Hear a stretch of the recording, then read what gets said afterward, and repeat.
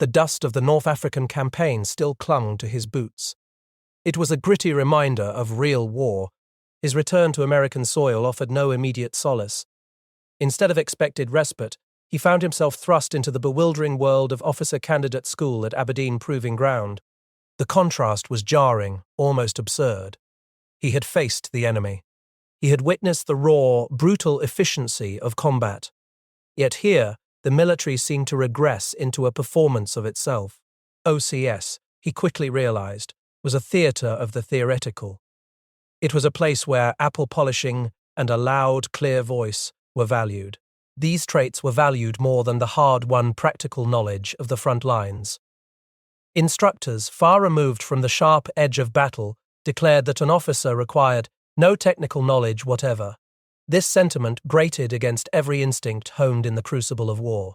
The rigid drills, the emphasis on parade ground perfection, contrasted sharply with battlefield adaptability. It felt like a deliberate disconnect from the realities soldiers faced overseas. He had seen men die, not from a lack of saluting, but from a deficit of practical skills and effective leadership. The thought of earning a commission became anathema. It would further entangle him in bureaucracy and pull him even further from the true fight. He had positively enjoyed being a sergeant, a rank of direct action and tangible responsibility. His open disdain for the system, a quiet refusal to play the game, ultimately led to his being thrown out. This was a liberation in disguise. It opened the door for a return to overseas shipment. He understood then that the myth of efficient, relevant stateside training was a dangerous delusion. He had personally witnessed it crumble. This period of disillusionment deepened during his subsequent assignment to Mississippi near Jackson. He was an exiled casual. It was a time of perceived idleness, a limbo, where the inefficiencies of the military caste system became glaringly apparent. Mississippi's dreary, rainy winter felt worse than any tropical downpour. The exploitation of soldiers' families through exorbitant rents only amplified his disgust. Here, the absurdities of stateside army life flourished. Privates do the work, he observed. The corporals do the worrying and the sergeants have the fun. His M1 rifle, a supposed instrument of war, grouped 12 to 14 inches at 200 yards. Its rifling was worn. It was a faulty tool for men new to shooting. He observed the outmoded caste system firsthand. It was a structure that bred resentment rather than camaraderie. Officers, a disproportionate one for every dozen enlisted men, seemed to operate under fraternity rules. These rules shielded them from accountability. A private first class could face years of hard labor for a minor infraction. Meanwhile, a captain might receive a mere reprimand for a similar offense. The threat of reduction in rank hung over enlisted men like a permanent storm cloud. It was a tool of arbitrary power wielded by chair polishers and punks. These individuals often rose through seniority rather than merit. The army, he reflected, seemed to actively discourage initiative at lower levels. It preferred a rigid adherence to orders over adaptable action. This was not the military he knew from Africa. There, survival often hinged on quick thinking and shared burdens, not on rank or protocol. Amidst these frustrations, his mind often turned to the mechanics of war itself. The weapons. He had always possessed a keen eye for design. He had a gunsmith's intuition for how things worked, or failed to. He understood that military technology was rarely born in isolation.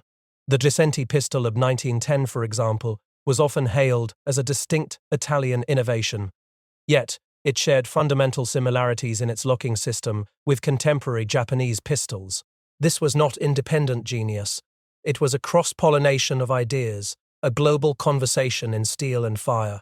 It debunked the myth of the Glisenti as a purely novel Italian invention. Instead, it revealed a more complex, interconnected story of influence and adaptation in firearm development. This insight extended to the seemingly mundane. British .38 caliber pistols like the Smith & Wesson M&P model or the Enfield No. 2 Mark I Star often presented identification challenges. A common misunderstanding, for instance, involved a lever on the frame at the top of the stock. Many mistook it for a safety mechanism, but it was merely the head of the takedown screw. Such details, seemingly minor, underscored the critical importance of accurate technical knowledge. They highlighted the prevalence of misinformation, even about the very tools of war. For a military to function effectively, its personnel needed to understand their equipment. They could not merely operate it by rote. Driven by a desire to escape the stifling inefficiencies of stateside duty, he sought overseas assignment. He wanted to return to where his combat experience could actually serve a purpose. His background as an experienced overseas veteran made him a desirable candidate. He had hoped for Italy, a return to the European theatre. Perhaps he could even apply the lessons learned in Africa. But the military, in its characteristic unpredictability, had other plans. His orders came, not for the sun-drenched hills of Italy, but for the steaming jungles of New Guinea. The Pacific, a theatre of war he knew little about, was now his unexpected destination. It fundamentally shifted the landscape of his personal war. The steel hull of the LSMA, an armoured rowboat by any measure, cut through the Pacific swells. It was a tiny speck in the vast armada bearing down on the Philippines.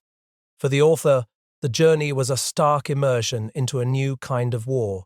Gone were the dusty plains of North Africa, or the bureaucratic absurdities of stateside OCS. Here, the air was thick with the humid promise of jungle. There was also the palpable tension of an imminent assault. General Mudge's briefing had been clear. This was an early landing, not exactly the safest place.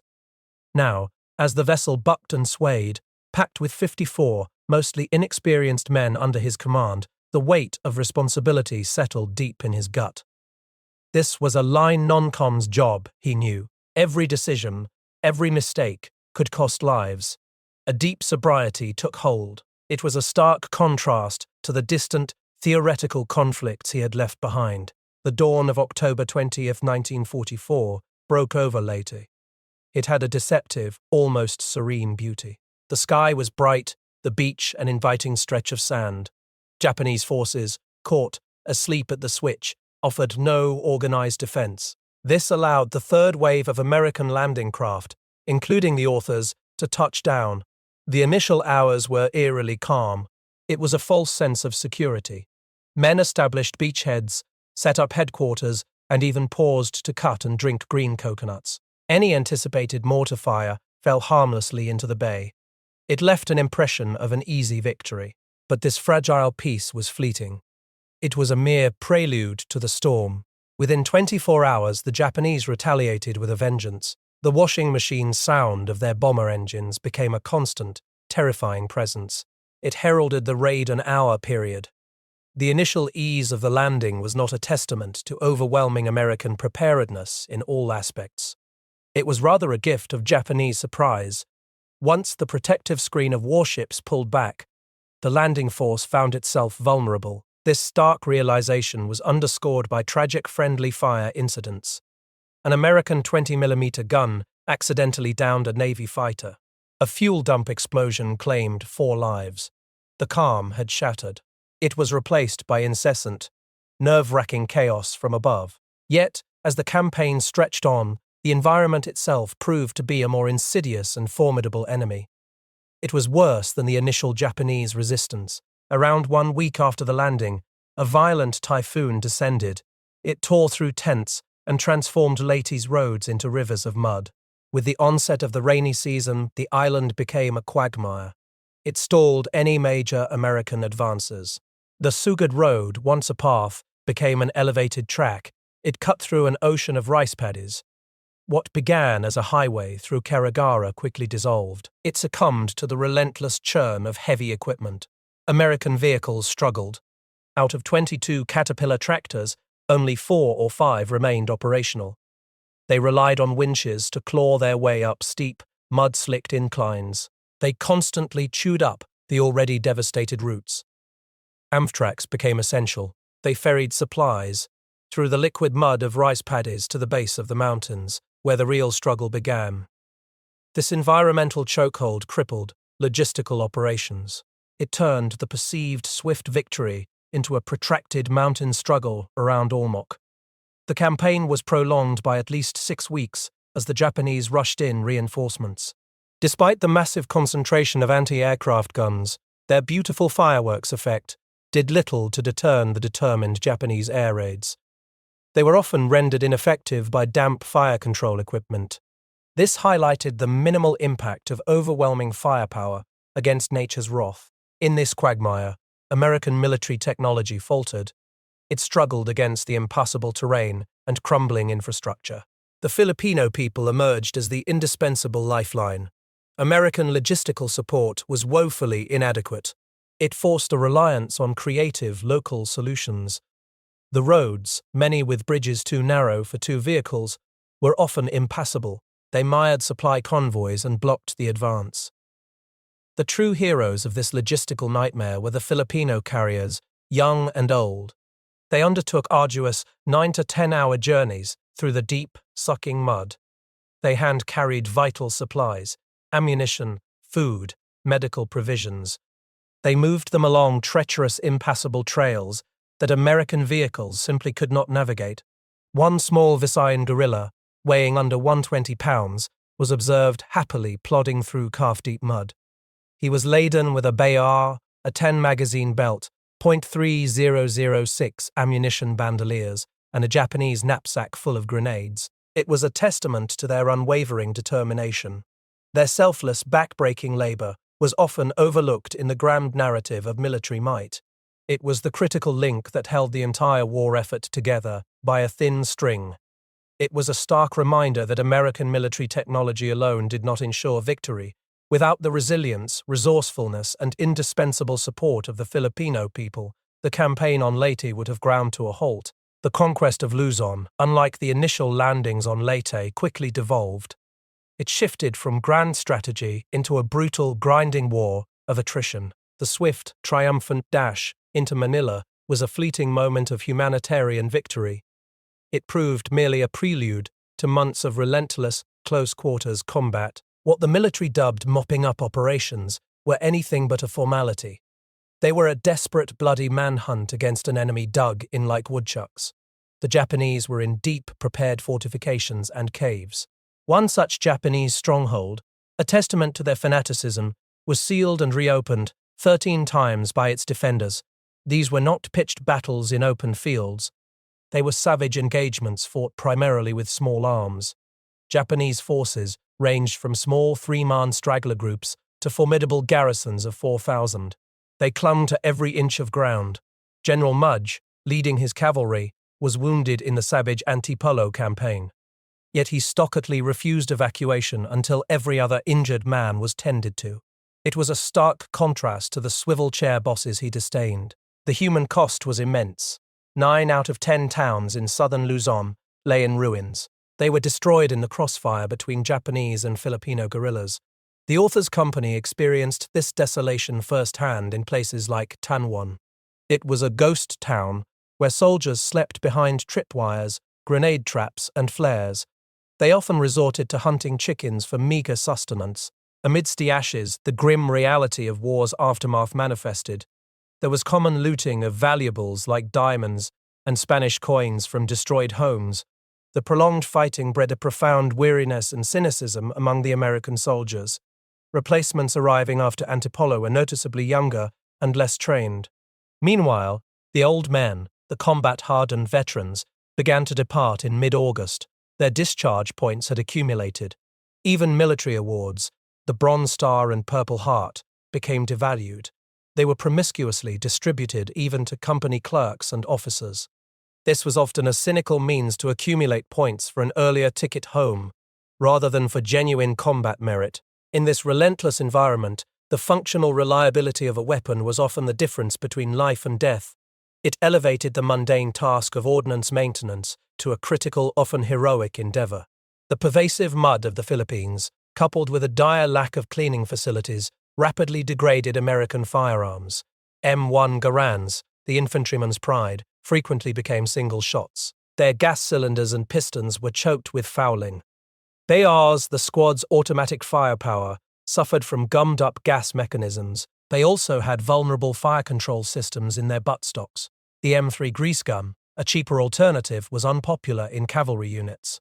This was due to a weak helical spring that caused persistent cocking issues. This widespread equipment failure quickly exposed the inadequacy of standard troop armorers. The solution was the establishment of forward ordnance repair tents high in the mountains. Here, amidst ankle-deep mud inside the tents and knee-deep outside, dedicated ordnance crews worked from dawn till dusk. Their hands were caked in grime and oil, struggling to keep weapons functional. Soldiers, their numbers dwindling, depended on them. Some companies had fewer than 30 men by campaign's end. Each man was his own perimeter, with rifles or carbines always within reach, even while eating. The camp, a collection of makeshift shelters roofed with ponchos, offered the rare luxury of slush ice and ice-cold drinking water. This was thanks to a huge generator and ice machine maintained by the Ordnance Company. They also had bread and pastries from a good baker. Yet, the constant threat remained. A persistent, if ineffective, sniper haunted the bathing creek. It was a clear, cold stream where soldiers sought fleeting respite. He fired a single shot at a time, creating annoyance rather than casualties. The author, reflecting on these moments, admitted to not being brave under artillery fire. He often found himself in exposed positions, like a clay duck in a shooting gallery. He was acutely aware of the vulnerability of those in the rear. It was a testament to human resilience and ingenuity. Troop armourers became experts through self-study. A young ordnance man, undertaking a dangerous supply run, returned not only with essential parts, but also morale-boosting mail and candy. Amidst the relentless grind and pervasive mud, a brief, shining moment of humanity cut through the darkness. The rapid advance of General Chase's flying column of the 1st Cavalry Division into Manila occurred on February 3, 1945. It culminated in the liberation of 3,700 emaciated civilian internees at Santo Tomas University. It was a swift, dramatic maneuver. It was a humanitarian triumph achieved through an unexpected deal with the Japanese commander. It offered a powerful, emotional contrast to the brutal fighting that enveloped the rest of the city. Yet even in the midst of victory, systemic flaws within the US military persisted. They often led to unnecessary casualties and profound resentment among the enlisted men. The outmoded caste system continued to shield officers from accountability. It was a stark injustice that bred cynicism. The author recalled an incident where an ordnance contact party was pinned down by over 100 Japanese. Their lieutenant took a walk, abandoning his post. He later received a mere vacation and transfer. In stark contrast, a part Indian staff sergeant took command. He accounted for numerous enemy soldiers. He was awarded a Silver Star and a commission. This was not an isolated incident. A company clerk who dared to inquire about $1,200 lost from a company fund was threatened into silence. This illustrated the profound lack of recourse for enlisted men. A captured German field order, remarkably, even noted the US military's unimaginative tactics. It highlighted its dependence on equipment weight and its reliance on higher orders for any move. This was an external validation of internal critiques. Censorship stifled dissent. Enlisted men's letters were scrutinized. Officer trials were quietly unpublicized. They were deemed bad for discipline, for the lower ranks to learn that officers could err. For many soldiers, the uniform, rather than signifying honor or country, represented bondage. The U.S. Ordnance Department, too, faced its own criticisms. Its tendency to modify, rather than redesign, often led to incremental improvements. But it also increased weight and complexity in weapons. The M1 Garand, for all its revolutionary semi-automatic firepower, suffered from its weight. The weight of the blasted rifle got me down, the author recalled. It also suffered from the notorious ping of its ejecting 8-round clip. This sound tragically betrayed American infantrymen's positions and led to deaths. It rendered the rifle effectively a single shot until reloaded. The .30 carbine, while lighter, lacked sufficient stopping power. Troopers often complained it took all 15 shots to down a Jap. The Springfield M1903, a proven design, suffered from weak sights and prone to breakage ejectors and strikers. Later commercially built versions exhibited such poor quality workmanship that the author confessed he was ashamed of insulting the Japs for their machining on the M99. Even the Browning automatic rifle, the BAR M1918-18, included a Rube Goldberg slowdown mechanism in its butt. It was heavily criticized for its complexity and tendency to carbon up fast. This made gas cylinder plugs impossible to remove. The bazooka, initially a simple and effective anti-tank weapon, underwent modifications that introduced issues. These included opaque plastic optical sights and a complex two-piece design with a magnet-principal trigger. It demonstrated a trend towards over-engineering that often undermined its original simplicity and effectiveness. These were the unseen battles. They were fought not just against the enemy, but against the very systems and tools intended to secure victory. The war in Europe had concluded. Its final, bloody crescendo echoed across the globe. With it, a massive reallocation of American might had pivoted towards the Pacific. Yet, when VJ Day finally arrived, it wasn't with a roar of triumph. It was a sigh of weary relief. For the soldiers in the field, the surrender of Japan felt anticlimactic. It was a sudden cessation of the immediate threat of death, but no immediate ticket home. Months of occupation lay ahead. It was a different kind of war, fought not with bullets, but with the grinding weight of bureaucracy and the haunting spectre of what had been. The voyage to Japan offered a deceptive calm. From the deck, the Japanese coast initially appeared untouched. It was an idyllic tableau against the rough Pacific swells. But as the ships pressed deeper into Tokyo Bay, the illusion shattered. Naval installations were ragged. Yokohama, a port suburb, was reduced to widespread ruin. Tokyo itself, three-quarters obliterated by American firebombing, was a stark testament to the destructive power unleashed. Streets were crowded, but with an eerie quiet. The skeletons of burned-out buildings reached towards a perpetually damp, rainy and grey autumn sky. The author, separated from his group, found himself wandering alone through the desolate labyrinth. He walked past the moated Imperial Palace, a solitary island in a sea of ash. The presence of Americans offered a strange moral courage to the beleaguered populace. Yet for the combat soldier, the absence of a carbine at his side in this alien, shattered landscape created a persistent, unsettling unease. Land of the rising sun, he reflected, felt like a sarcastic jest under such somber skies. Amidst the ruins, a different kind of truth began to emerge. It particularly concerned the enemy's tools of war. Wartime propaganda and journalistic sensationalism had often painted Japanese weaponry as inferior junk. It was a narrative easily swallowed by those far from the front, but first-hand experience and the meticulous eye of ordnance experts like the author began to dismantle this myth. The simple truth, he understood, was that few conventional weapons were entirely original. Japanese arms were often well-designed, robust, and sometimes even superior to their allied counterparts in their intended roles. The Arisaka rifle, for instance, regardless of its phonetic variations, was a testament to sophisticated engineering. Its heavy, well-made receiver and one of the best safety mechanisms among military rifles earned respect. This was due to its accessibility, reliability, and ease of operation. The Arisaka's bolt boasted the fastest and easiest takedown of any rifle the author encountered. Its design crucially prevented the battering of locking lugs, a common flaw in other Mauser pattern rifles. Good trigger pulls and durable, well-adjusted sights were common. Even the rubberized canvas slings, belts, and pouches were noted for their durability. They resisted water, mold, mildew, and insects. The imperial chrysanthemum seal on the receiver was often mistaken by Allied soldiers for a rising sun symbol. It was a mark of quality on these surprisingly strong actions.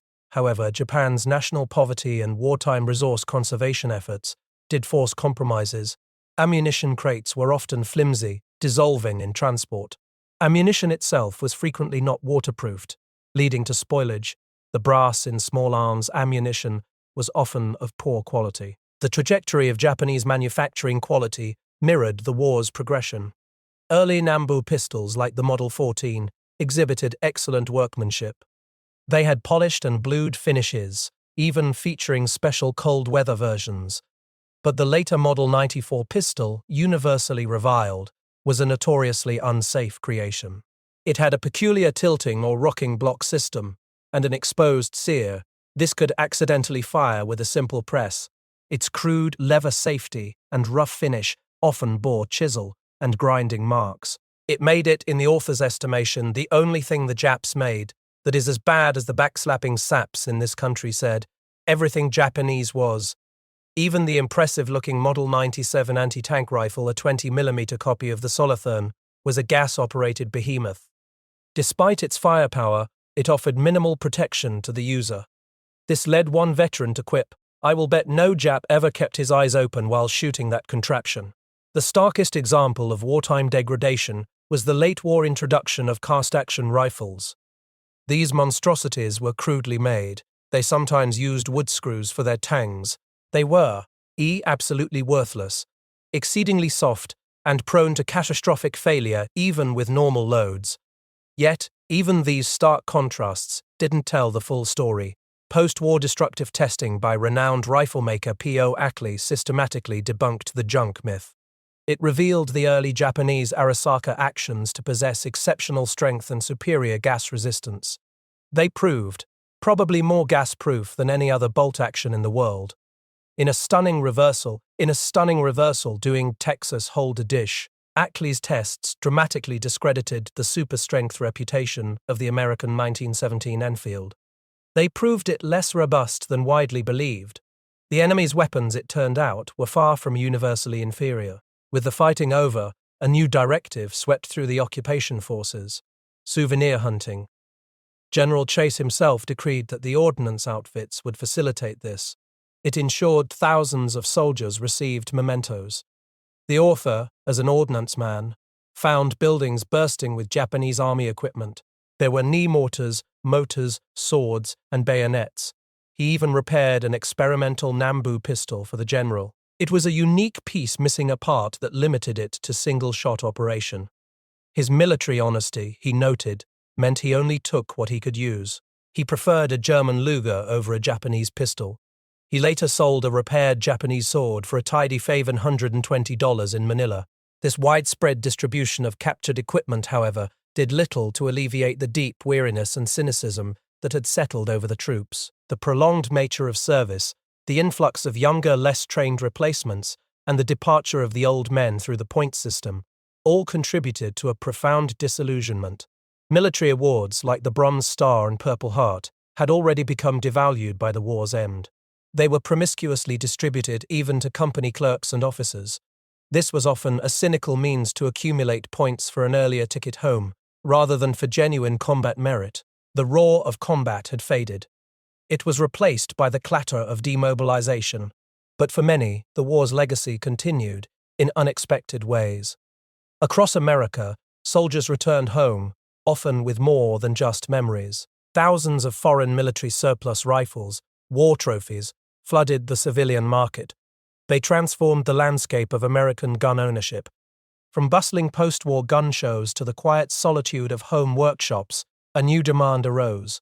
How could these battle-hardened relics be transformed into sporting arms? It was a world the author knew intimately. It was a realm where technical challenges and safety considerations became paramount. Enthusiasts, drawn by the allure of a piece of history, sought to adapt these military designs for the hunt or target range. Each rifle was a puzzle of foreign engineering, waiting to be understood and refined. Yet, this surge of surplus also brought a wave of misinformation.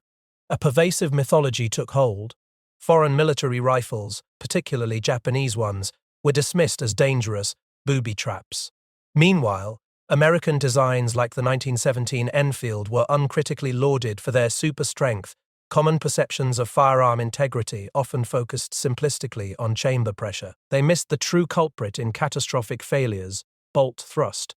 This was the immense rearward force that tears a rifle action apart. It was a dangerous oversight. Enter Parker O. Ackley, a renowned riflemaker and meticulous researcher. In collaboration with publisher Thomas G. Samworth, Ackley embarked on a systematic destructive testing program. It was a costly and time-consuming endeavor. It was designed to shatter myths with empirical data. In his workshop, the air was thick with the scent of gun oil and cordite. Ackley progressively overloaded cartridges in various rifle actions, pushing them to their breaking point. Using demanding .270 Ackley Magnum cartridges in specially reinforced barrels, he sought the truth. The results were revelatory.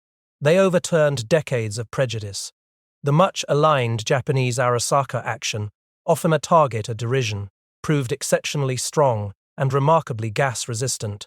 It withstood loads that ruptured barrels, yet it showed only a fraction of the blown or pierced primers seen in other actions. Visually, its resilience was stunning. Where others deformed or fragmented, the Arisaka held. It proved probably more gas-proof than any other bolt action in the world. Conversely, the storied reputation of the 1917 Enfield crumbled. One tested action catastrophically disintegrated. It revealed a hidden fragility beneath its vaunted strength. Ackley's work didn't just debunk myths, it fundamentally reshaped the understanding of firearm safety.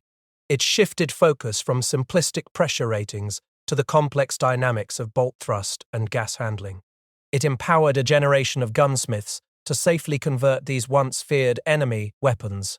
The war had interconnected the world in unforeseen ways.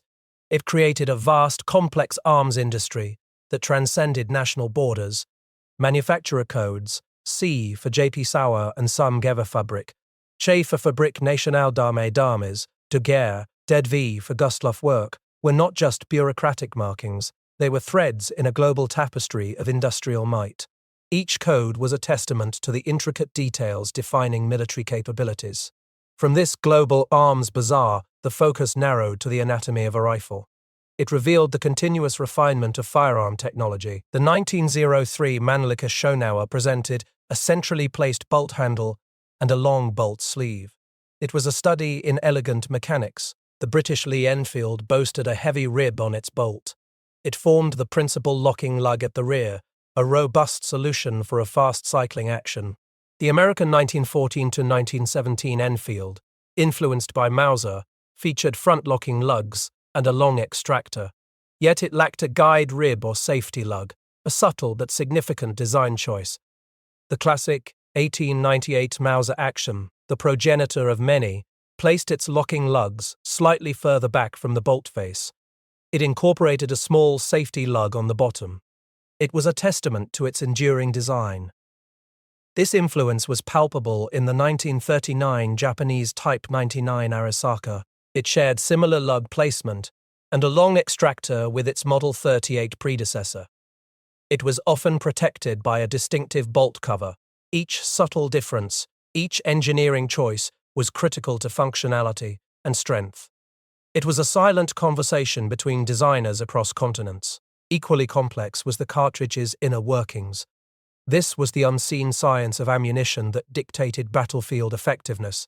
German armor-piercing bullets, for instance, were typically made with a hardened steel core. It was a deadly precision tool. German observation explosive bullets sometimes housed 45 grains of flake powder. It was a lighter charge than the 50 grains of tubular nitrocellulose in other variants. Cordite propellant, a British innovation, was often loaded in a spaghetti-like form. A typical charge consisted of 42 perforated sticks, each precisely measured. Experimental cartridges, like the 1929 Pedersen US cartridge, relied on specific powders like DuPont No. 25. Bullet weights were meticulously measured. M2 flat-based bullets weighed 151 grains. M2 alternatives weighed 152 grains. M1 boat-tailed bullets frequently exceeded their official 172-grain listing. French Labelle cartridges, even when loaded by the Italians, and French Bally D's solid bronze bullets, often weighed considerably more than their specified 197 grains. This meticulous detail, from the composition of powders to the precise weight and construction of bullet types, underscored the scientific rigor behind every shot fired. But this world of precision was a minefield of potential dangers. Miscalculation could be catastrophic. Arbitrarily converting between metric and inch calibers was perilous. It was a lesson learned through tragic accidents. Accurate rifle barrel specifications demanded 3 distinct measurements. These were bore diameter across the lands, groove diameter across the grooves, and the diameter of the proper bullet. For example, within the nominal .38 special Colt revolver barrels had a bore diameter of .354 inches. Meanwhile, Smith & Wesson barrels measured .357 inches. Similar complexities arose with metric calibers. The 7.8, 7.9, 7.91, and 7.92 series were all relative to the 8x57 Mauser cartridge. Ignoring these nuances could lead to catastrophic consequences.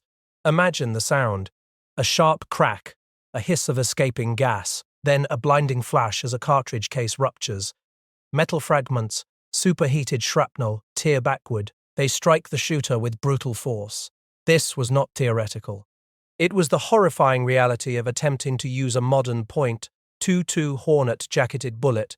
It required a .218-inch bore. This was in an older rifle designed for the .22 WCF cartridge with a .210-inch bore. Such a mismatch could result in dangerously high pressures. It could cause quick destruction of the rifling, could also violently rupture the brass cartridge case.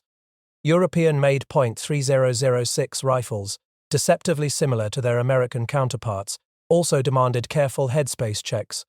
This was especially true given the existence of look-alike cartridges like the German 8x64mm Mauser.